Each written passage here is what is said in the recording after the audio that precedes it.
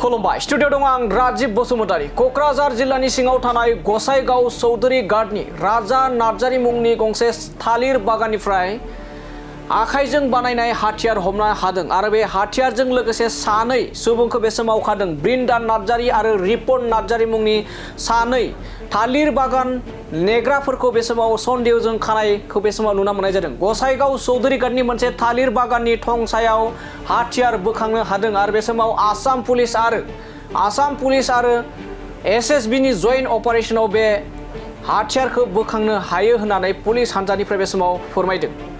आरो बेजों लोगोसे पुलिस हान्जानिफ्राय फोरमायदों दि ब्रिन्दा नार्जारी आरो रिपुन नार्जारीया फोरमायनाय बायदिब्ला बे हाथियारा रिपुन नार्जारी आरो ब्रिन्दा नार्जारीनि नङा होननानै फोरमायदों होननानै आसाम पुलिसनिफ्राय बे समाव फोरमायदों। दानिया नायदों गसाइगाव चौधुरी गार्डनि राजा नार्जारीनि थालिर बागाननिफ्राय गंसे थंनिफ्राय आखाइजों बानायनाय हाथियार हमनायनि सायाव पुलिस बिफाननिफ्राय मा फोरमायदों बेखौ नोंथांमोना आबुङै नायलांदों।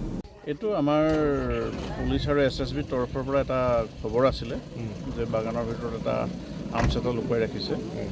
সেই অনুসৰি আমি SSBৰ লগত আহিলোঁ। আহি এইটো চৌধুৰী ঘাটৰ এখন কলা বাগান আছে ৰাজা নাৰ্জাৰী, সেই কলা বাগানত যিটো টঙি বুলি কয়, যিটো মানুহ ওপৰত উঠি থাকে যে, তাত চালোঁ। চাই পেলাই এটা হেণ্ডমেড আৰ্মছ এটা পাইছোঁ আৰু দুজন মানুহ আমি মানে আটক কৰিছোঁ। কি নাম মানুহজন এজন হ'ল ব্ৰিন্দা নাৰ্জাৰী, এজন হ'ল ৰিপুন নাৰ্জাৰী। ইহঁতে কিয় থাকে ইয়াতে? তেওঁলোকে ইয়াত চকীদাৰ কৰে, মানে ডেইলি পাৰ নাইট 300 টকা কৰি মানে হাজিৰা পায়। কিয় ৰাখিছে আৰ্মছটো?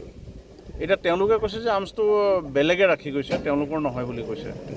এতিয়া পৰৱৰ্তী তদন্ততহে আমি ক'ব পাৰিম যে একচুৱেলি আৰ্মছটো কোনে ৰাখিছে, তেওঁলোকৰ নে বেলেগৰ। কিবা গুলি চুলিটো পোৱা নাই? নাই, গুলি পোৱা নাই।